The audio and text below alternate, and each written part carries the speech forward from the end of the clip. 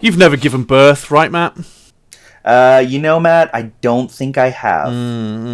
Well, neither have I, but I've been present for the birth of my child, which is kind of the same. But don't tell Em I said that, because it's not the same. It's not the same. You felt her pain. I felt her pain through the crushing of my hand. But do you know what a birth plan is?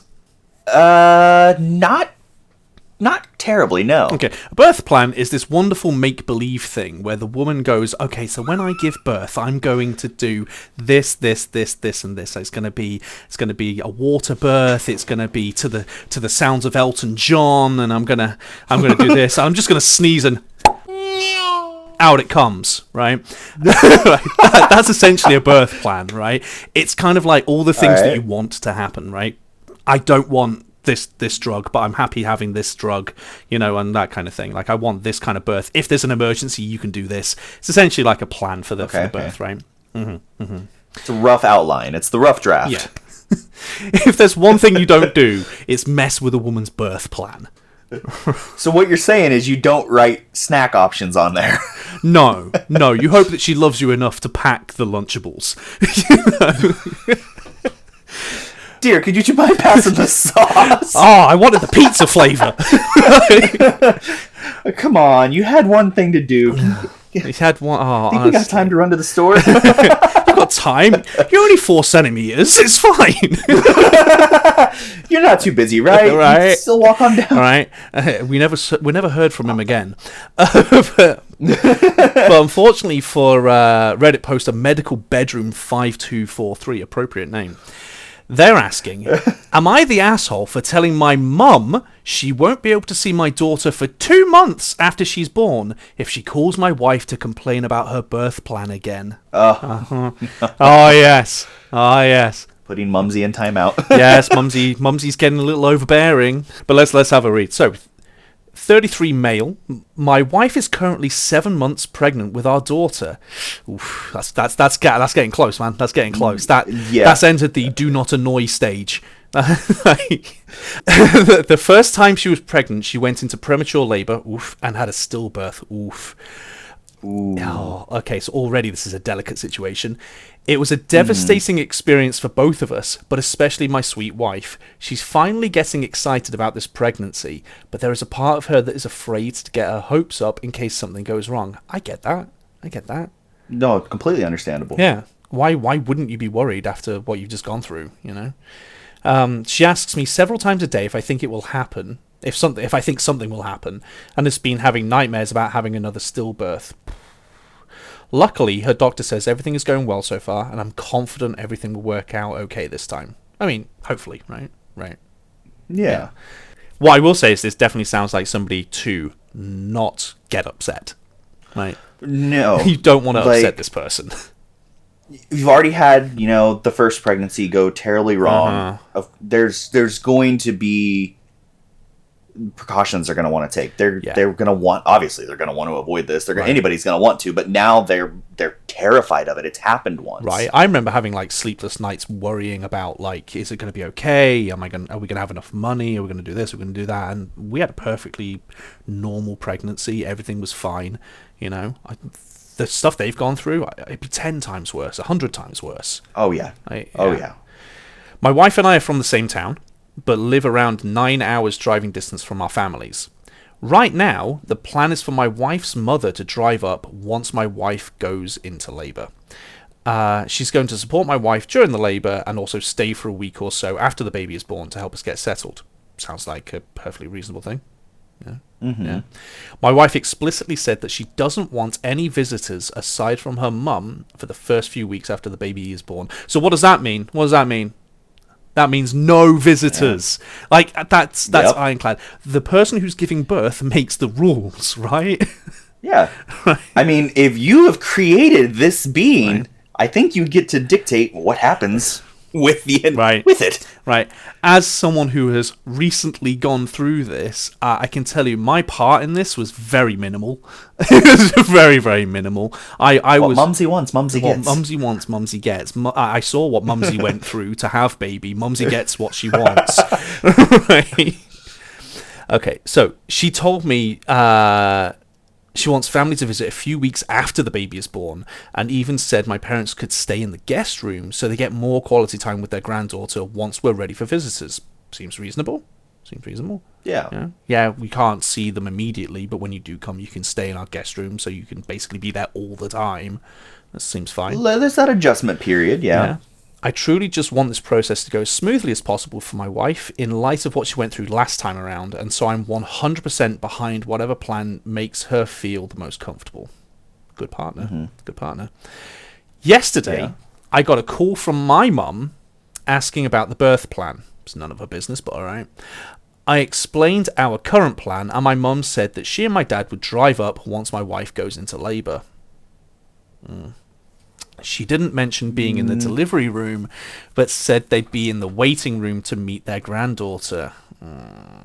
She also said they'd stay at a hotel nearby so they could spend some time with the baby once she's home. Yeah, that's... I think this goes back to our Christmas dilemma. Baby's first Christmas. Yeah. Gonna have to set that boundary and rip that Band-Aid. Yeah, you gotta set that boundary. Like, I get it. You're excited to see the baby and everything, but you gotta follow the parents' wishes, man. Well, and to be fair, that first, said 2 weeks. Mm-hmm. All she wanted was 2 weeks before any other visitors. Yeah. 14 days isn't going to be much different than, day one. The general rule as well that a lot of medical professionals, at least in the UK, give is like, you shouldn't have too many people around a newborn. Just because, because of their immune system, illness, right? Like, it's okay for them to be in the room, but like holding them, touching them, like kissing their forehead and stuff like that, it's not really recommended. Like, they're going to be around like the parents constantly, and in this case, they'd be around like her mother constantly. So like, it's not really a problem, but like just having this wave of people coming, it's an issue. These parents strike me as the sort of ones who would just do whatever they wanted. So even if you turn around to them and said, yeah, but you can't like hold them really closely and kiss them and everything because the immune system and everything, they're going to do it anyway. Yeah. And I see nothing wrong with saying, hey, 14 days. It's literally 14 days. It's 14 days. It's nothing. They're not missing anything. And give her the time to adjust, to, come to terms. Mm-hmm. Her baby is healthy. Everything is going well. Now we can, streamline things and make it, where everybody can come visit. Right. Or the people that want to, you're going to be in the house. Mm-hmm. You're going to see them day in and day out. You're going to hear them scream. Yeah. You can feed them at 2 a.m. Right. My first 14 days, as far as I recall, was just one long blur of a never-ending day where I think every couple of hours I was either putting something in or taking something out. It was one or the other, Basically, that was my 14 days, right? So they're not missing anything. Not missing anything. No. If anything, it's probably a little more presentable at the end of the 14 days. Very much so, man. Very much so. I told my mum that we're excited for her to come up and meet the baby, but we prefer if she waited a few weeks until we're settled. Let's see, he said prefer. My mum said that my mother-in-law is coming up right after the birth, and so she doesn't understand why she can't be there. Jealousy. I explained that my mother-in-law is there to support my wife during the labour and help her get settled after the baby's born. I added that my wife obviously feels more comfortable with her mother, obviously, and doesn't feel pressure to have the house spotless and be the perfect hostess when her mother comes over. Again, understandable. I also said that we want her and my dad to get a lot of time with the baby, and we don't know how my wife is going to be feeling immediately after the birth. Teacher, I know. She's going to be feeling awful. She's going to be feeling awful. Yeah. Yeah. My mum started rambling about how boys' mums always get the short end of the stick, and everyone should be included when it comes to major milestones like the birth of a child. So I'm gonna call her out there. Boy mums are famously the bad mother-in-laws. Yeah. Because they expect more. Because boy mums, famously, the thing is that boy mums are worse than girl mums. Oh, 100%. But mama's boy all the way. They are overly attached, and it doesn't end well. Teddy, my son, isn't even 6 months yet. He's not even 6 months yet. He's just coming up to 6 months, and she has already turned round and said, no person will ever be good enough for you. Boy mums. Oh dear. The funny thing is that my younger sister had her first baby about 6 months ago. She can't stand her mother-in-law, and she still hasn't given her the green light to come visit. My mum and my sister have both justified this by saying her mother-in-law is rude and difficult to be around. This is true, but also my sister holds grudges and doesn't get along with most relatives. So his sister is not allowing the mother-in-law to visit after 6 months, and his mum's fine with that. But she's not fine when it's her that's been told to wait 2 weeks. So obviously I've never had a kid. Mm-hmm. I can tell from your very energetic face. It's great. Yeah. Oh, man, I had such a rough night of sleep last night. I know. It was a little too quiet in the house. Yeah. Yeah. Whereas no. Whereas I wake up at 3 a.m. to feed Teddy. I feed him. I change his nappy. I put him into his crib and everything. I walk away to wash my hands and everything, and I just hear the almightiest poo come out of him. Better out than in, I always say. To which I walk into the room and go, I just changed you, dude. And he gives me the cheekiest evil grin ever at 3 a.m. But no, complain. I know, it's so hard trying to wake up for feeding times. Man, my cat's auto feeder just went off like an hour ago, and I was so thankful. How do you reach through a screen to slap someone? It's on days like today where I'm glad I live about 3,000 miles away. Yeah. But yeah, no, so obviously not having kids, I don't necessarily know what it's like in the hospital, the time frames to expect, but don't they usually have an overnight stay on their first night anyway? It's subjective. It's person to person. So you can... I know in some cases they'll go in like the NICU and they'll, if they're premature, they'll be there for weeks on end. So in the UK, it's very much a in-out, same day, as long as there's no issues kind of a thing. Okay. So you can theoretically rock up at like 8 a.m., be really close to being at the correct dilation and be like, hey, I'm going to pop this kid out in the next 2 hours, and boom, there's the kid, no issues or anything, and a couple hours later, you're getting in the car going home. But then maybe there's some issues like with Teddy. There was like, they were concerned about his glucose levels. So they did a thing of like, oh, we're going to check to see if he's got diabetes or anything like that, so we need to run some tests and everything. That ended up needing us to stay overnight. But it Gotcha. ranges from person to person. That's the thing. But I mean, regardless of it, it ranges from traumatic to heavily traumatic. You know, there's no pleasant birth. You know.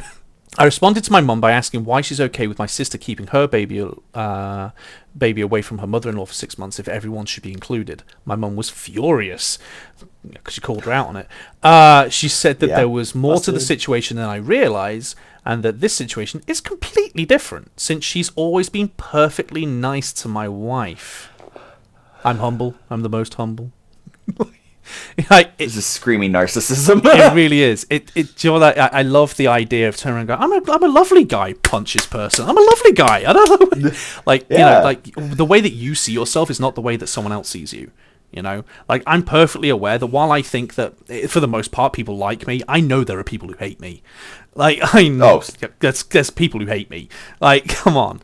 So like you can't just go, I'm lovely to you. She loves me. You can't do that. If you go through life thinking everybody's going to love you, you're going to be sorely mistaken one day.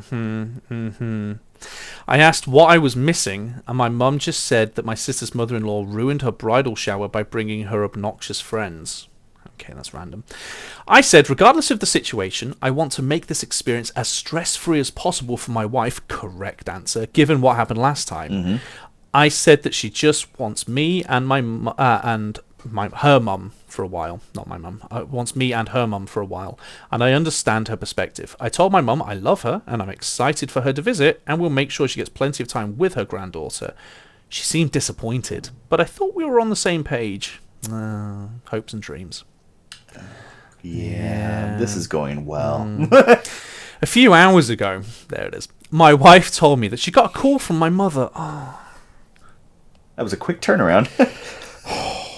Oh my God. Okay. The boy mom just went straight to the source. Do you know what that's so that? Do you know what that is?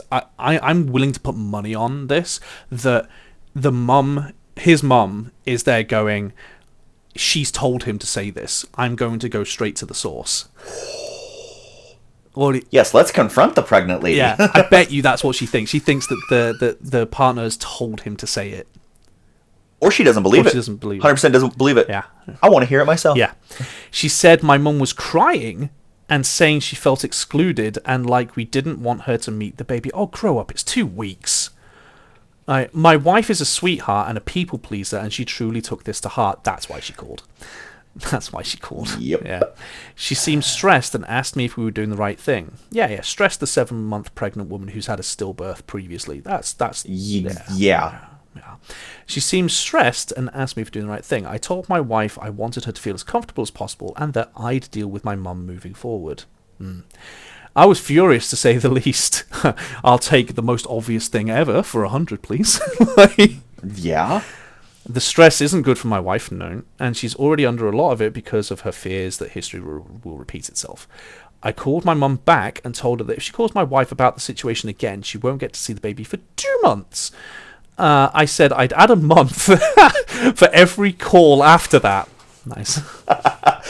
Nice. This is giving me, if you want to cry, I'll give you something to cry about vibes. Uno reverse card.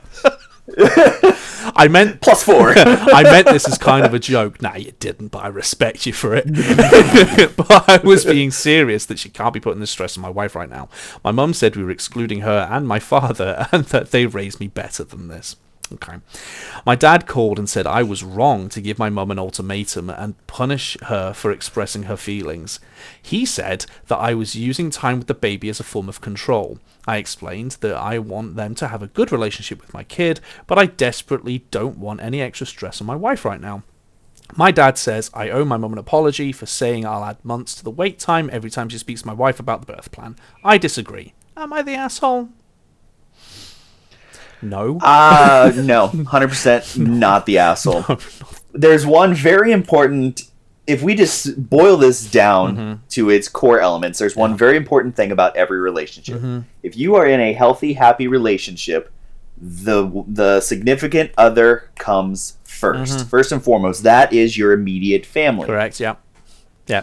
And boy moms hate that. Boy mums hate that. It's not all boy mums. Some girl mums hate it, and it's not exclusively a boy mum thing. But it's amazing. We've had this. You're gonna find it there. Yeah, we've had this with having a kid. Like, it's been so smooth for us, but we've had instances where family members have said something. It's like, no, you're making it about yourself, and it's not about you. It's not about you. It's about us and the baby. It's my life. It is. Whoa. Yeah, it people take things so personally when it's not personal. It's me living my life, you know. I mean, this poster, he seems like he's like very supportive of his wife. Yeah. Every single time it seems to be like, no, I'm on my wife's side. I'm not questioning whether my mother is correct or anything.